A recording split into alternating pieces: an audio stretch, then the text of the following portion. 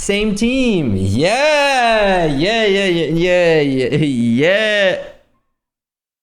What's up guys, so ALGS scrims are going on, and last night Shopify finished first with 69 point, Team Liquid finished second with 63 point, and Bro finished third with 62 points. Next news, after the LAN, lots of things have been happened with Design, Jen and Timmy. In the past, Jen and Design talked everything about his team, and last night Timmy talked about the team, like his retirement, what went wrong, why he was the IGLing and who was the problem. So let's start the video with iiTzTimmy. I'm sure you guys already know a little bit from potentially things that have been being said. I'm not sure what to really say. Go ahead and ask some questions. Yeah, the future. Oh yeah, I'll talk about the future. Future for me, things that I will be working on for the future is the next steps for my life. There'll be some announcements very soon, and you'll see them shortly. But for year 5 of ALGS, I will be still continuing competitive. Don't you trip, chocolate chip. I'm still here. I will still be competing. Who are my teammates and who, and you know, yada yada. Don't worry about that. You'll find out. You'll find out eventually. So that's not my job. What's going on there? Things I want to talk about is kind of the decisions on why I'm continuing and kind of what I'm gonna be doing in the future, stuff like that. So main thing is why. So I'm sure that you kind of heard it a little bit of kind of what I was doing, but I would say the past like couple years, I think I've been competing for 2 years of Apex comp. Ever since I started playing in Challenger circuit, going into the the dojo and yada yada. I'm not counting the things behind that, but just kind of when I started competing again. It's actually been a while. I didn't even realize that it's been that long. I've been kind of just gaming, having a good time, chilling, letting the things go, and yeah, I mean, I love it. I do think competing is really fucking fun, and I'm sure you guys can tell.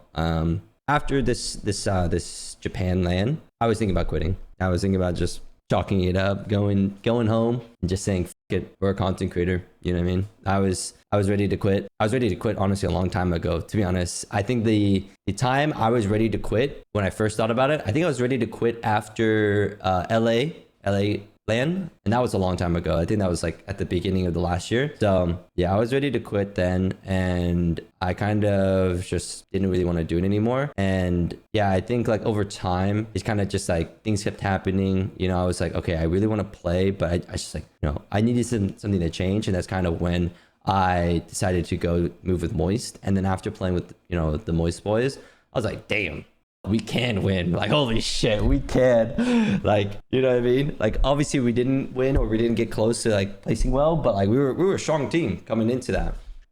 That's why I was like, damn, we're so close, and that's why I kept going and kept playing champs. And I even said it with before Japan champs, is that like if I didn't get a spot or get in team and stuff like that for Japan champs, it'd been all good, and I would have just went off in content creation, stuff like that. But we were able to obviously get a team there. I got to play. Unfortunately, we didn't make finals, but that kind of re-scratched the itch into like me wanting to compete still. So yeah, for continue comp, and I'm just gonna keep pursuing it and keep seeing how it is. I'm definitely gonna be putting a lot more time and effort into it.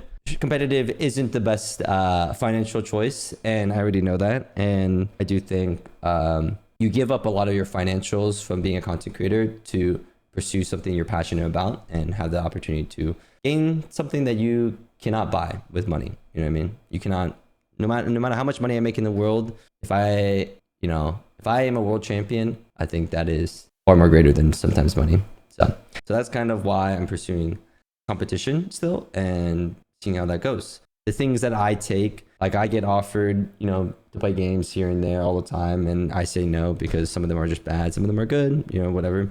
But yeah, a lot of that stuff is to pay my bills. So that's usually what that goes. But I'll still be fully committed in Apex and that type of stuff. Oh, IGL ARC. Yeah, I'm sure you guys want to know about that. So yeah, obviously I was IGLing for the 100 Thieves, and things didn't work out there, but it's all good. We are going to be IGLing still So the next team I'm playing with is I'm still IGLing.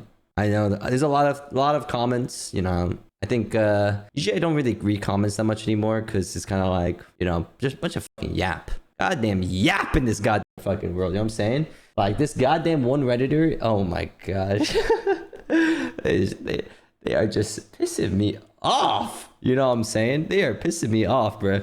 They're just yapping so much and they just don't know shit. It's just like, bro, how do you talk so much? And then not only that, they I feel like they go on different posts, different comments, and just repeat the same thing over and over. I'm just like, dude, either way, all good. And then it's like they counter, like they seem like they're against me. They're like, dude, he can't fucking IGL. Like it's just like pissing me off. And then they're like, oh, dude, but I really wish Timmy just would like continue IGLing and continue playing pro play. Like I'm actually like rooting for him. I'm like, the fuck are you saying, man? Like this is just not making sense anymore. You know what I mean? But either way, all good. But yeah, I think through a lot of it, you know, a lot of people were kind of gonna ask like, why you continue, you know, IGLing and stuff like that. I think the main things to talk about for sure about that is definitely like, you know, I believe that one, I can do it. I can like IGL and I can be a good IGL. Obviously, there are like any other IGL, like I make mistakes, I make bad plays, make bad calls, and you know, and I think people kind of dwell on mistakes a little too hard. You know what I mean? Like, you know, I think I IGL pretty decent all through like the scrims coming up into the LAN, and obviously at LAN I still in the group stages still IGL not too bad. I mean we got to winners, and then obviously in the winners bracket, you know, we had some mistakes, and not everything also like, yeah, you know, I'm sure you guys can watch the POVs and I'm sure the POVs are there. Yeah, you know, I made some bad calls, you know, I made some good calls, and it just like as a team we collectively didn't follow through the calls. We got counter called, you know, I counter called, I didn't listen to Jen's calls, you know, there's a lot of things here and there, but at the end of the day it doesn't really matter. I think that's just like we all just needed to go with one decision and just really just, you know, work together. But that's just like the problem is that, you know, when you have too many voices, too many things, too many people that believe in you know, different things, it just gets a lot like harder, and we just weren't compatible as a team. You know, obviously we're all pretty decent players, and I think that it could have worked, but it also made sense why it didn't work. So no big deal. You know, can't really go back and change that thing, and you know, you're gonna work for the future. Yeah, I think for me, you know, like I think at the end of the day, I was definitely inexperienced IGL. You know, obviously it's my very first LAN, and I think it'd be kind of crazy. I think it'd be kind of crazy if I went, you know, fucking nuclear in my first LAN to IGL. But yeah, I mean, I didn't really feel like I had the best opportunity to IGL. You know, I do think like, it's not like I needed a solo IGL, because I do think I was not good enough as an IGL to solo call, but I do think I just needed some help with information and support calls and stuff like that. But either way, going into the next team, I am going to be the IGL, and this time around I do have teammates that will most likely listen to me. I'm gonna say most likely because you never really know. Fuck it, maybe they might start piping up for some goddamn reason. You know what I'm saying? Yeah, I think it should be okay. I know that a lot of people also said like, you know, why don't I go play Fragger role? Why don't I go play underneath an IGL and yada yada yap. You know, don't get me wrong. Like I totally understand exactly why people think that and why they, you know, believe I should or suggest it and stuff like that. Totally understand. There's just a lot that goes into it. But at the end of the day, you know, I think when it comes down to it is, you know, I think I'll bring up Moist, for example. When I was playing on Moist, I fully felt like I trusted, you know, Waltzy and stuff like that. You know, obviously I had counter calls here and there. And I think that's just like natural when you're a co-IGL sometimes, you know, and also I didn't really playing a co-IGL role with Dez back then and playing a co-IGL with Waltzy were just two different things. You know, like Dez wanted me to have more of a say when I was on his team versus Waltzy. He kind of wanted things to go a little bit more his way. And, you know, I've learned that being a co-IGL, what's very important about that role is to really feed information to your IGL and also reassure their calls, because IGLing in this last LAN, you know, that's something I actually wish that I had, was more just like, hey, there's things happening over here, there's happening over here. Okay, to me, like if I make a call, it's like, hey, like, yeah, let's do that. Or, you know what I mean? Like Waltzy would used to say like, you know, just say yes, or just do this. And I didn't understand, you know, when I was teaming with him, but I think afterwards I realized that, you know, before, I realized that like, it is something you need as an IGL from your teammates, you know, like if I'm like, hey, should we do this? Should we do that? And no one's fucking responding. Now I have to spend another 5-10 seconds thinking like, is this the actual fucking right play? But if someone just says, yeah, even if they don't think it's the right play, we're fucking doing it and maybe it's going to work. You know what I mean? And then we will learn from it.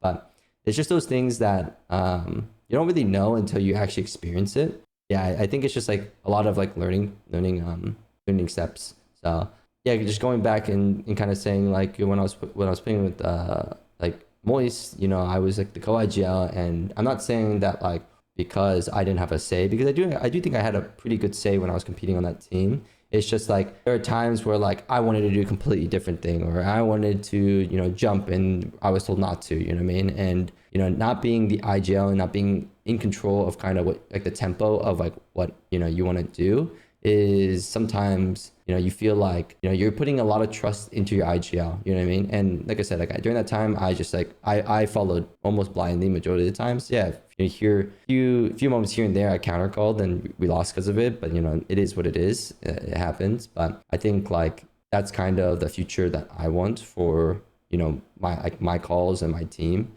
You know, is to like, I feel like I have a pretty good understanding of the game in general. I do lack like a lot of macro and decision making sometimes, but you know, I do think that's a lot of like inexperienced type of things. Like I just didn't know that that was possible, you know. And after competing for quite some time now, maybe like a year, you know, I think I've learned quite a bit, and I'm pretty confident in majority of the things I call. And there's just like a few things here and there, like, oh, I've never rotated from this side before, I've never played this spot before, so it's always going to be like a question mark if this is the right choice or not. But I do think with this next team, I'm gonna be pretty confident. The coach and, you know, the analyst plays a big role into these things, and I believe that, you know, they'll really help me and, you know, shape into the player that I want to be. You know. Yeah. The announcement will be very soon. I think at the end you will find out within a week. I will be.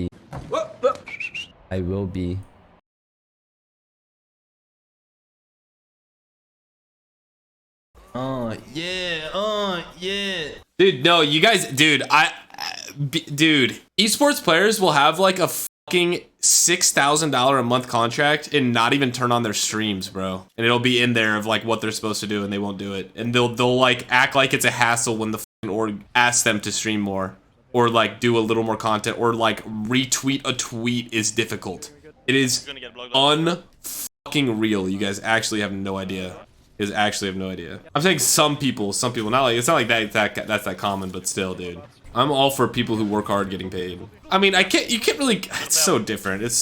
Like, I can't compare one versus the other, like, because they're two completely different things. Like, the way I look at it though is gaming, anyone in the world can have the opportunity, no matter where you're from, whether you're privileged or not, income or not. Like, most people have access to internet and to games. Maybe not good internet and stuff, like that's a different thing, but still. And the ability, if you are not from a country like the United States, or like if you're from a country that has very like a bad exchange rate or something, if you come and make money for an American org or for an European org or for any of these orgs that do pay those amounts, you are changing your like family's lives. Like, you can do so much with that, and it's one of the only professions that you have that ability to do. And EA giving that opportunity by paying for 160 teams flights internationally instead of just the 40 privileged teams who have the fucking like orgs and stuff that would cover that already, then I think that should be not as villainized as people are making it out to be. I think it's people are saying I sound like a whiner. I sound like someone who's fucking grateful is what I sound like, in my opinion. I don't know, dude. It's crazy to me. It's crazy to me, dude.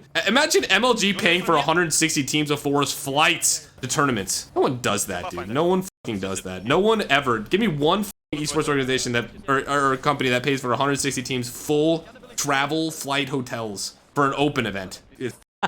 poor people. It's insane. It would never happen ever, yet I'm an asshole for pointing out that people are not appreciative of what's actually happening. And people are like, you suffered, so I should suffer too. Like, motherfucker, I didn't suffer, I just wanted it more. I was willing to pay for my hotels and do all that and save up money to go to these tournaments. I just wanted it more. You can't fork over a fucking whatever. Like, save some money to follow a dream. You know, go to tournaments to have fun. Shit is just pathetic to me. And I will die on that hill. I don't even care. International flights from across the world, dude. Those can cost thousands. Bro, they don't, dude. People don't get it, dude. They don't get it. They have it so easy. So fucking easy in comparison. And I'm not even saying suffer like me. I'm just saying be appreciative. I think it's just stupid.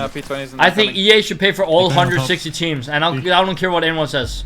It's just like such a stupid mentality of like, oh yeah, well like you should pay for it yourself. You should feel bad about it. Like, brother, you know how much fucking money it is for someone from like a different fucking world than US or something? It's insane. It's not even comparable. Yeah. Money over there is like, dude, what you make in US, if you made that in like some other countries, you'd literally be a god in that country. You know what I'm talking about? Like literally a god.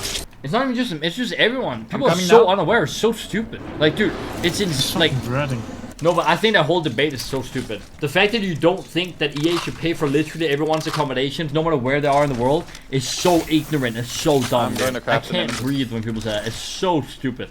It's insane. You're literally, by doing that, you're killing everyone's 80 or 90% of the entire world's population's chance of ever doing anything in a video game. And it ruins the entire esports, and I don't give a f anyone says. It's so dumb. No, it's just like, it's so dumb, dude. It just annoys me. Because like, if not everyone sticks together and everyone agrees that they should do it, they'll be like, oh, some people disagree. So what we're doing is like decent, I guess. It's fine, right? Only some people disagree. So it's okay, you know? Like, it's dumb as f, dude. So stupid. Some people might even be negative on money because the flight, no. Brother, it's like everything. You have to get top 20 to make any money in an Apex tournament. Like, top 20 out of 160 teams. And I know the whole argument of like, oh, if you don't think you're gonna win, why are you even going? Brother, it's not about that. It's the amount of stress you get put under just by having to think like I have to get top 20 just before even I can live a normal life after this. It's nuts, dude. Like, it's crazy. What I suggest the EA does is that they make a championship bundle in Apex. They sell it for like what, $40, and they even like 20% of the money making from that bundle, they can use that on everyone's travel, important and all their accommodations and everything, and they're fine. Getting your car, right? They don't need to do anything else. It's literally free real estate. If other games have where you pay your own accommodations, brother, the esport just dies. What are they doing? They're too beholden to the shareholders to pay for things like that, unfortunately. Yeah, but that's what I'm saying. That's why the game is gonna die, and then they're gonna lose the money in the end doing it. But it also, like, let's be honest, if they think this is gonna be like the last year of ALGS, or like the last, like, whatever, then it makes sense because they didn't really give a fuck, dude. Okay, so nobody's gonna play pro anymore, who cares? Right? Like, if they actually think it's gonna be the last year they're gonna provide that stuff, like, I understand it too, right? Because like, they don't wanna fucking lose more money. It costs nothing to make a skin, literally nothing. Like, I don't care what anyone says. It costs nothing to make a skin. I refuse to believe it costs anything at all. And if you don't want to spend any money on anyone making skins, the community would more than happily make hundreds of skins for them for free. Like, what? You can't tell me that they cost them almost anything to fucking recolor a skin. You can't tell me that it cost them anything to make a fucking recolor. Let me know your thoughts on this video in the comment section, and if you are new here, make sure to leave a like and subscribe to my channel for more interesting video. Hasta la vista, baby.